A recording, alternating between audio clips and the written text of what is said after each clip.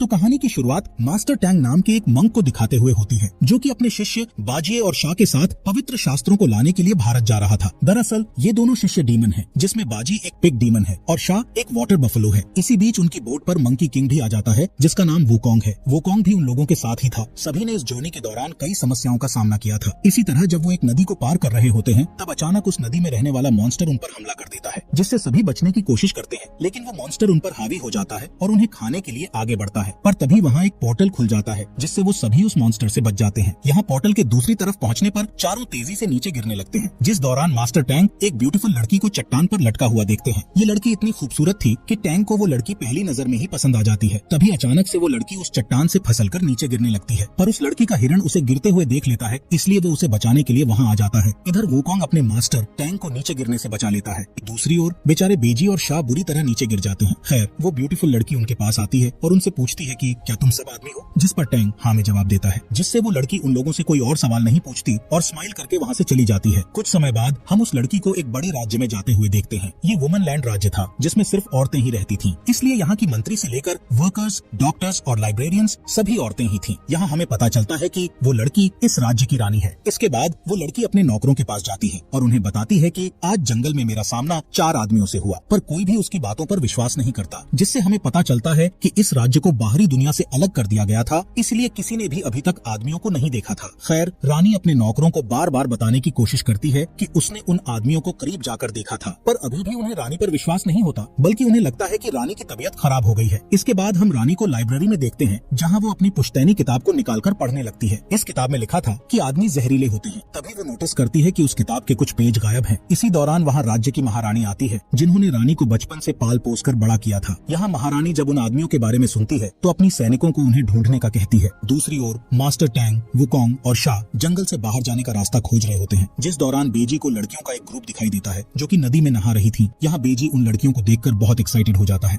इसलिए वो अपने शरीर को आदमी के शरीर में बदलकर उनके पास जाता है, लेकिन वो लड़कियाँ उससे इम्प्रेस होने की बजाय उसे पकड़कर पीटने लगती हैं, जिससे बेजी अपने असली रूप में वापस आ जाता है। इसी बीच कुछ सैनिक औरतें वुकोंग, टैंग और शाह को पकड़ लेती हैं। तब मास्टर टैंग अपने शिष्यों को उन औरतों पर वार करने से मना करता है और शांति से इस सिचुएशन को संभालने लगता है, लेकिन वो औरतें बहुत गुस्से में होती हैं, इसलिए वो टैंग की कोई बात नहीं सुनती और उन तीनों को सजा देने के लिए अपने राज्य में ले जाती हैं। इस राज्य को देखकर टैंग समझ जाता है कि इस साम्राज्य में सिर्फ औरतें रहती हैं, जिसके बाद उन्हें महल में ले जाया जाता है, जहाँ उन्हें पता चलता है कि जंगल में वो जिस खूबसूरत लड़की से मिले थे वो यहाँ की रानी है। तभी वहाँ एक बुजुर्ग औरत आती है और एक पुश्तैनी किताब को निकालकर पढ़ने लगती है। इस किताब में एक मंक और उसके शिष्य मंकी किंग, पिग और नीली चमड़ी वाले आदमी के बारे में लिखा हुआ था, जिससे पता चलता है कि मंक और उसके शिष्यों के यहाँ आने की भविष्यवाणी पहले से ही उस किताब में लिखी हुई थी। खैर, इसके बाद वो बुजुर्ग औरत बताती है कि इस भविष्यवाणी के हिसाब से ये चारों इस राज्य में विनाश करने के लिए आए हैं। ये सुनकर सभी औरतें उन चारों लोगों को मौत की सजा सुनाने की मांग करने लगती है, जिससे राज्य की महारानी दबाव में आकर उन चारों को मौत की सजा सुना देती है। यहाँ रानी भी महारानी के फैसले को मानती है, लेकिन वो उन लोगों को सजा देने से पहले उनसे कुछ पूछताछ करने का कहती है, जिस पर महारानी उन लोगों को 1 दिन के लिए जेल में कैद करने का कहती है। यहाँ हमें पता चलता है कि मंकी किंग के पास सुपर ह्यूमन पावर्स हैं, जिससे वो सभी औरतों से अकेले ही लड़ाई करके अपने दोस्तों को बचा सकता है। लेकिन मंकी किंग को टैंग ने लड़ने से मना किया था, इसलिए वो उन औरतों पर अटैक नहीं करता। इसी रात मास्टर टैंग जेल तोड़कर यहाँ से भागने का कहता है, इसलिए वुकोंग जेल का दरवाजा तोड़ देता है और वो चारों वहाँ से भाग निकलते हैं। इसी दौरान रानी और उसकी नौकर उन लोगों से पूछताछ करने के लिए जेल में आती है। तभी मंकी किंग अपनी पावर से मेन गेट को ओपन कर देता है, जिससे रानी और उसकी नौकर गेट से टकराकर वहीं पर बेहोश हो जाती है, जिसके बाद वो चारों उड़ते हुए राज्य से बाहर निकलने की कोशिश करते हैं, लेकिन एक इनविजिबल दीवार उन्हें बाहर जाने से रोक देती है, जिससे सभी नीचे गिर जाते हैं। दरअसल ये पूरा राज्य एक ऐसी पावर से सील किया गया था जिसे कोई भी नहीं तोड़ सकता था, यहाँ तक कि मंकी किंग भी इस सील को नहीं तोड़ सकता था। तभी मंकी किंग कहता है कि हमें रानी से बात करना चाहिए, क्योंकि सिर्फ रानी ही हमारी मदद कर सकती है। इसलिए वो सभी जेल में वापस लौट जाते हैं। यहाँ रानी और उसकी नौकर होश में आने के बाद जेल के अंदर जाती हैं और चारों से पूछताछ करने लगती हैं, जहाँ रानी टैंग से सवाल करती है, जबकि उसकी नौकर टैंग के शिष्यों से पूछताछ कर रही होती है। पूछताछ के दौरान रानी टैंग को बताती है कि वो उसे पसंद करती है, जिस पर टैंग कहता है कि मैं किसी से प्यार नहीं कर सकता, क्योंकि मैं एक मंक हूँ। साथ ही टैंग रानी को अपने मकसद के बारे में बताते हुए उसे अपनी छोटी सी किताब देता है, जिसमें टैंग ने अपनी जर्नी के बारे में लिखा हुआ था। इसी बीच मंकी किंग वहाँ आता है और रानी से यहाँ से बाहर निकलने का रास्ता पूछता है, जिस पर रानी उनकी मदद करने का वादा करती है। तभी वहाँ महारानी आ जाती है और रानी को बताती है कि चारों आदमियों को अगले दिन मार दिया जाएगा। अगले दिन चारों को रस्सियों से बांध दिया जाता है और सभी औरतें उन्हें मारने की तैयारी करने लगती हैं। तभी रानी सिपाही का रूप लेकर चारों के पास आती है और उन्हें बताती है कि मैंने नुकीले तीरों को खिलौने वाले तीर से बदल दिया है, इसलिए जब तुम्हें तीरों से मारा जाएगा तब तुम्हें मरने का नाटक करना होगा। यहाँ सबसे पहले शाह को तीर मारा जाता है, जिसके लगने के बाद वो मरने का नाटक करने लगता है। लेकिन जब टैंग को तीर मारा जाता है तब वो मरने का नाटक नहीं कर पाता, क्योंकि उसे हमेशा से सिखाया गया था कि कभी भी दूसरों को धोखा नहीं देना चाहिए। इसलिए शाह बड़ी चालाकी से टैंग के फेस पर पत्थर मारता है, जिससे टैंग बेहोश हो जाता है। इसके बाद मंकी किंग को भी तीर मार दिया जाता है, जिससे वो भी मरने का नाटक करने लगता है। लेकिन जब बाजिए की बारी आती है तब महारानी अपने सैनिकों को तीर बदलने का आदेश देती है, क्योंकि बाजी एक बदसूरत आदमी था और इस राज्य में बदसूरत आदमी का होना सबसे बड़ा अपराध था। इसलिए बाजी पर कई तीरों से हमला किया जाता है। अब क्योंकि बेजी एक डीमन है, इसलिए वो इतनी आसानी से मरने वाला नहीं था। खैर, अब महारानी चारों आदमियों के शरीर को एक नदी में फेंकने का आदेश देती है। तभी रानी अपनी नौकरों के साथ उस नदी के पास पहुंच जाती है जहां उन चारों को फेंका गया था। इसके बाद रानी सभी को एक सेफ जगह पर ले आती है। असल में ये जगह इस राज्य की पवित्र जगह थी। यहाँ रानी सबको बताती है कि उसे भी इस राज्य से बाहर निकलने का रास्ता नहीं पता है। दरअसल सदियों से किसी ने भी इस राज्य से बाहर निकलने की कोशिश नहीं की थी, इसीलिए किसी को भी राज्य से बाहर जाने का रास्ता मालूम नहीं था। यहाँ रानी का मानना था कि उनकी पुश्तैनी किताब से जो पेज गायब हैं, उनमें यहाँ से बाहर निकलने का रास्ता जरूर लिखा होगा। ये सुनकर मंकी किंग कहता है कि शायद उस पुश्तैनी किताब का पेज इसी पवित्र जगह में कहीं पर छिपा होगा, इसलिए वो सभी उस पेज को खोजने लगते हैं। तभी मंकी किंग को वो पेज मिल जाता है, जिसे वो टैंग को दे देता है। जब वो उस पेज पर लिखे वर्ड्स को पढ़ते हैं तो उन्हें पता चलता है कि जो भी सच्चे प्यार के मतलब को समझेगा वो वुमन लैंड से बाहर निकल सकता है। तभी टैंग कहता है कि मैं प्यार के बारे में ज्यादा नहीं जानता, जिस पर रानी की एक नौकर इस राज्य की एक लव स्टोरी वाली अफवाह के बारे में बताती है कि इस राज्य की एक लड़की को बाहरी दुनिया में रहने वाले एक वाटर बॉय से प्यार हो गया था, लेकिन वो दोनों अलग अलग दुनिया से थे, जिस वजह से वो फिजिकल रूप से नहीं मिल सकते थे। इसलिए वो टेलीपैथिक रूप से एक दूसरे से मिलने लगे, पर बाद में उनके साथ क्या हुआ इसके बारे में किसी को कुछ भी पता नहीं है। इसी दौरान अचानक से टांग, शाह और बाजी दर्द से चीखने लगते हैं और उनका पेट फूल जाता है। तब रानी उन्हें बधाई देते हुए कहती है कि तुम लोगों ने पवित्र जगह की नदी का पानी पिया है, जिस वजह से तुम तीनों प्रेग्नेंट हो गए हो। इससे हमें पता चलता है कि वुमन लैंड पर रहने वाली सभी लड़कियां इस नदी के पानी को पीकर ही प्रेग्नेंट होती हैं और नई लड़कियों को जन्म देती हैं। इसके बाद रानी उन्हें ये भी बताती है कि तुम्हारे बच्चे को पैदा होने में सिर्फ 9 दिन ही लगेंगे। तभी रानी की एक नौकर बताती है कि मैं एक औरत को जानती हूँ जो इस समस्या का समाधान कर सकती है, क्योंकि वो औरत एक ऐसी दवाई के बारे में जानती है जिससे प्रेगनेंसी को खत्म किया जा सकता है। इसलिए मंकी किंग को उस औरत को खोजने का काम सौंपा जाता है। इसके बाद जब मंकी किंग उस औरत के पास जाकर उससे दवाई मांगता है, तब वो औरत उसे बताती है कि प्रेगनेंसी को खत्म करने वाली दवाई को बनाने में कम से कम 100 साल लगते हैं। ये सुनकर मंकी किंग उस औरत से बार बार रिक्वेस्ट करने लगता है, जिस पर वो औरत कहती है कि अगर तुमने सच्चे दिल से मेरी आंखों से आंसू निकाल दिए तो वो आंसू प्रेगनेंसी को खत्म करने वाली दवाई का काम करेंगे। ये सुनकर मंकी किंग उस औरत को अपनी कहानी सुनाता है कि बहुत समय पहले मैं एक बुरा आदमी हुआ करता था, फिर एक दिन मुझे मास्टर टैंग ने अपना शिष्य बना लिया। उसी दिन से मैंने अपने आप से वादा किया कि मैं अपने मालिक को कभी भी निराश नहीं करूंगा और हमेशा उनकी रक्षा करूंगा। मंकी किंग की कहानी सुनकर वो औरत बहुत इमोशनल हो जाती है, इसलिए उसकी आंख से आंसू निकलने लगते हैं। ये देखकर मंकी किंग जल्दी से उसके आंसू को सेव कर लेता है और अपने लोगों के पास वापस लौट जाता है। यहाँ टैंग को अभी भी इस बात पर भरोसा नहीं होता कि वो एक बच्चे को जन्म देने वाला है, जिस पर रानी टैंग को समझाने की कोशिश करती है और कहती है कि बच्चे पैदा करना कोई बुरी बात नहीं है। इसके अलावा वो कहती है कि प्रेगनेंसी को खत्म करना एक हत्या के बराबर होता है। ये सब सुनकर टैंग अपने बच्चे को जन्म देने का फैसला करता है। इसी दौरान वहाँ मंकी किंग आ जाता है और सभी को दवाई देने लगता है, जिस पर टैंग, शाह और बाजे बताते हैं कि हम अपने अपने बच्चे को जन्म देना चाहते हैं। ये सुनकर मंकी किंग गुस्सा हो जाता है, क्योंकि उसका मानना था कि अगर टैंग ने बच्चे को जन्म दिया तो वो अपने लक्ष्य से भटक जाएगा। इसलिए मंकी किंग सभी को अपनी पावर से फ्रीजेस कर देता है और उन्हें दवाई पिला देता है, जिससे उन तीनों का पेट नॉर्मल हो जाता है। यहाँ टैंग अपने बच्चे को खोने के बाद इमोशनल हो जाता है, इसलिए वो जमीन पर अपने शास्त्रों के वर्ड्स लिखने लगता है। दरअसल टैंग बचपन से ही खुद को शांत करने के लिए जमीन पर राइटिंग करने लगता था। दूसरी ओर रानी टैंग के वर्ड्स को कॉपी करके जमीन पर लिखने लगती है और वो दोनों लिखते लिखते काफी दूर निकल जाते हैं। तभी उन दोनों को एक छोटी लड़की देख लेती है। ये वही लड़की थी जिसे महारानी ने रानी पर नजर रखने के लिए भेजा था। ये छोटी लड़की महारानी के पास जाकर उन्हें टैंग और रानी के बारे में सब कुछ बता देती है, जिससे महारानी तुरंत अपने सैनिकों के साथ टैंग को गिरफ्तार करने के लिए आ जाती है। यहाँ रानी टैंग को गिरफ्तार न करने के लिए महारानी से भीख मांगने लगती है, पर टैंग रानी को समझाता है और उसे महारानी के साथ महल जाने का कहता है। इसके बाद सैनिक टैंग को गिरफ्तार करके वहाँ से ले जाते हैं, लेकिन वो टैंग को कैद करने की बजाय उसे समुद्र के किनारे ले जाते हैं। असल में इस समुद्र का कोई भी अंत नहीं था और जो भी इस समुद्र में जाता उसका वापस लौटना नामुमकिन था। कुछ ही समय बाद टैंग को एक बोट में बैठाकर समुद्र में छोड़ दिया जाता है। तभी रानी अपने हिरण पर बैठकर वहाँ आ जाती है और तुरंत टैंग की बोट पर कूद जाती है। इसके बाद बोट समुद्र के किनारे से काफी दूर निकल जाती है, जहाँ बहुत ही घना कोहरा होता है। यहाँ रानी और टैंग वापस किनारे पर जाने का रास्ता भटक चुके थे, क्योंकि कोहरे के कारण उन्हें कुछ भी दिखाई नहीं दे रहा था। इसी दौरान महारानी को पता चलता है कि टैंग के साथ साथ रानी भी उस बोट पर है। इस वजह से महारानी बहुत ही परेशान हो जाती है। असल में महारानी का मानना था कि रानी के बिना वुमन लैंड खत्म हो जाएगा, इसलिए महारानी तुरंत मंकी किंग के पास पहुँच जाती है और उसे सारी बात बताकर अपने घुटनों पर बैठ जाती है और उससे रानी को बचाने के लिए रिक्वेस्ट करने लगती है। जिसके बाद मंकी किंग जल्दी से टैंग और रानी को खोजने के लिए निकल पड़ता है, लेकिन मंकी किंग अपनी जादुई आंख से भी उन्हें नहीं ढूंढ पाता। इधर टैंग और रानी समुद्र के बीच में पहुंच जाते हैं। तभी रानी को प्यास लगती है, इसलिए वो समुद्र का पानी पीने का फैसला करती है, जिस पर टैंग उसे पानी पीने से रोकता है और बताता है कि ये पानी तुम्हारे लिए खतरा बन सकता है, क्योंकि ये तुम्हारी प्यास को और भी बढ़ा देगा। यहाँ रानी को प्यास के साथ साथ अब भूख भी लग रही थी, इसलिए टैंग रानी को अपना मांस खिलाने के लिए हाथ आगे बढ़ा देता है, जिससे रानी बहुत इमोशनल हो जाती है और टैंग से कहती है कि मैं तुम्हारे साथ सभी चुनौतियों का सामना करने के लिए तैयार हूँ। थोड़ी देर के बाद समुद्र में एक बड़ा तूफान आता है, लेकिन वो दोनों किसी तरह उस तूफान से बच जाते हैं। इसके बाद मॉर्निंग में उन्हें समुद्र के बीचों बीच एक बड़ा सा गेट खुलते हुए दिखाई देता है। असल में ये गेट उन दोनों के सच्चे प्यार के कारण खुला था। दूसरी तरफ मंकी किंग और बाकी लोगों को भी वो गेट दिखाई दे रहा था, इसलिए मंकी किंग, शाह और बीजी तुरंत टैंग के पास आ जाते हैं और उस गेट से बाहर निकलकर वुमन लैंड को छोड़ने का फैसला करते हैं। तभी टैंग रानी की ओर मुड़ता है और उसे अपने साथ चलने के लिए कहता है, लेकिन जब रानी उस गेट से बाहर कदम रखने की कोशिश करती है तो राज्य को प्रोटेक्ट करने वाली पावर रानी को रोक देती है। असल में रानी को वुमन लैंड छोड़ने की इजाजत नहीं थी। तभी रानी दोबारा बाहर निकलने की कोशिश करती है, जिससे वुमन लैंड और उस पर रहने वाली सभी औरतें पत्थर में बदलने लगती हैं। इसके साथ साथ रानी भी पत्थर में बदल रही होती है। ये देखकर टैंग जल्दी से रानी को पकड़ लेता है और उसके पत्थर को तोड़कर वुमन लैंड को दोबारा सही कर देता है। इसी दौरान वो वाटर बॉय इस गेट को देख लेता है। ये वही वाटर बॉय था जिसकी लव स्टोरी की अफवाह पूरे वुमन लैंड में फैली हुई थी। ये वाटर बॉय अपने प्यार को पाने के लिए वुमन लैंड पर आ जाता है। यहाँ महारानी रानी की देखभाल कर रही होती है, जिस दौरान उन्हें अपने अतीत की याद आ जाती है। असल में कई साल पहले